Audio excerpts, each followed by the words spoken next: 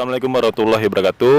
Dengan Mbak siapa Mbak? Fauzia. Pertanyaan apa Mbak untuk takmir kami Mbak? Silakan Mbak. Hukumnya mertua ikut campur dalam perekonomian anak dan mantunya. Assalamualaikum warahmatullahi wabarakatuh. Alhamdulillah, sahabat Al-Azhar, jamaah Al-Azhar. Subhanallah, alhamdulillah. Hari ini kita masih bisa menghirup udara yang segar. Pemberian Allah Subhanahu wa taala. Hari ini kita masih bisa menikmati aneka ragam fasilitas yang Allah berikan, pinjamkan kepada kita. Mudah-mudahan semua kita termasuk di antara hamba Allah yang pandai berterima kasih, pandai bersyukur kepada Allah dengan segala fasilitas yang Allah berikan itu, dan tidak menjadi orang yang kufur nikmat. Hari ini datang ke Al-Azhar atau ada pertanyaan dari seorang jamaah Al-Azhar, Ibu Fauziah. Beliau menanyakan tentang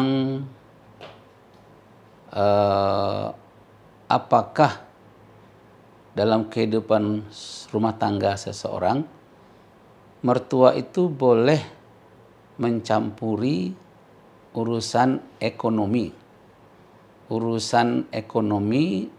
di dalam rumah tangga mantunya ataupun juga rumah tangga anaknya sendiri.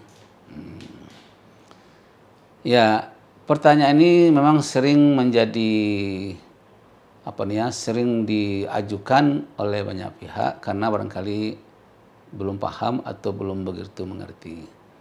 Dan kami dari Al-Azhar terima kasih banget, ya, terima kasih betul kepada Mbak Fauzia yang telah mempertanyakan ini, yang dianggap bisa mewakili kepada yang ingin mendapatkan jawaban terhadap masalah yang sama. Begini, Mbak Fauzia, ikut campur atau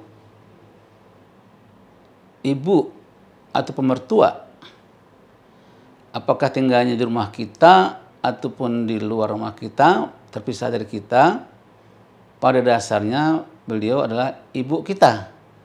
Pada dasarnya juga adalah orang tua kita, ya.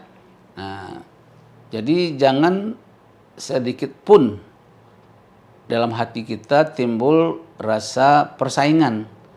Jangan ada timbul perasaan ingin menjauhkan diri dari mertua. Nggak boleh, tidak boleh. Mertua itu pada dasarnya ibu kita, orang tua kita, ya, ayah kita. Kalau dia laki-laki ya bapak kita, kalau dia perempuan ya ibu kita juga. Bahkan kalau boleh saya katakan, cinta dan kasih sayang kita, tanggung jawab kita harus sama mestinya dengan orang tua kita sendiri. Tidak boleh dibeda-bedakan. Nah, gitu. Nah, sekarang timbul pertanyaan, apakah boleh mertua, ya kan? Mertua. Ya nggak usah mertua lah. Orang tua sendiri gimana? Boleh nggak ikut campur, ya? Nggak usah hanya mertua saja. Bagaimana kalau orang tua sendiri boleh nggak ikut campur dalam kehidupan ekonomi rumah tangga anaknya? Ya. Nah, ini ikut campur ini kan bisa positif, bisa dalam bentuk yang negatif, ya kan? Bisa ikut positif, bisa ikut negatif. Yang positif contohnya begini, mertua atau orang tua melihat anaknya secara ekonomi kok masih susah gitu, ya kan? Masih susah, gajinya kecil, ya kan? Kerja berat, anaknya banyak segala macam. Lalu datang mertua, ya, ataupun orang tua menawarkan bantuan, ya kan? Apakah itu termasuk ikut campur nggak itu? Ya, datang dia menawarkan bantuan, ini nak, mama bantu, nih papa bantu, ya, supaya kamu bisa enak, bisa nyenyak ataupun bisa makan enak dan sebagainya untuk kamu dan anakmu sekalian nih.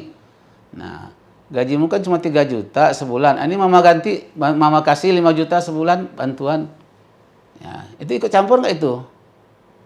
Kalau menurut saya sih itu ikut campur juga, tapi ikut campur yang positif, ya, positif, nah, gitu. Bahkan lebih dari itu, apa? Nggak punya rumah, dibikinin rumah, masya Allah. Mertua kita kasihan sayang dia sama cucunya, ya kan, ke sekolah jauh, naik bus atau naik kereta barangkali, ya kan, atau mungkin jalan kaki, oleh mertua dibelikan mobil dan dibelikan kendaraan. Itu ikut campur ekonomi nggak itu? Menurut saya itu ikut campur, ya kan, tapi itu positif, ya kan, boleh kan, boleh saja. Pasti Mbak siapa nih ya, Mbak Fauzia ya, menyukai hal seperti itu. Nah, tapi kalau yang bersifat negatif itu yang contohnya begini, penghasilan suami, ya kan, atau juga penghasilan dari istri, yang dalam ini adalah mantunya, mertua datang-datang ikut ngatur. Kata mertua, gaji kamu tuh serahkan sama suamimu. Wah, ya kan? Gitu. Kamu tidak ada urusan, tidak bertanggung jawab dengan kamu punya apa, itu bukan urusan kamu, itu urusan suami. Jadi uang tuh serahkan sama suami, umpama ini ekstrim, ya kan? Atau mertua atau orang tua sendiri ikut campur, ya kan? Orang memasak apa hari ini, ya dia paksakan sesuai dengan keinginan dia. Nah, kalau nggak diikuti dia marah-marah, ya kan, marah-marah. Nah, begitu. Nah, itu namanya ikut campur yang negatif. Itu menurut saya seperti itu, ya kan. Nah, tentu saja kepada mertua yang seperti ini disayangkan. Memang ada sih, ada. Saya pernah bertemu dengan orang seperti itu, sehingga suasana rumah tangganya itu menjadi tegang terus, masya Allah. Apalagi mertua itu di rumah, ya. Suasananya kayak ada satpam yang ngawasin terus. Ya, bergerak serba salah. Masya Allah. Masak sedikit salah, masak banyak salah. Masya Allah. Bangun ke siang sedikit, marah. Ya kan? Nah, begitu. Jadi ini mertua seperti ini, barangkali perlu juga diberitahu. Ya kan?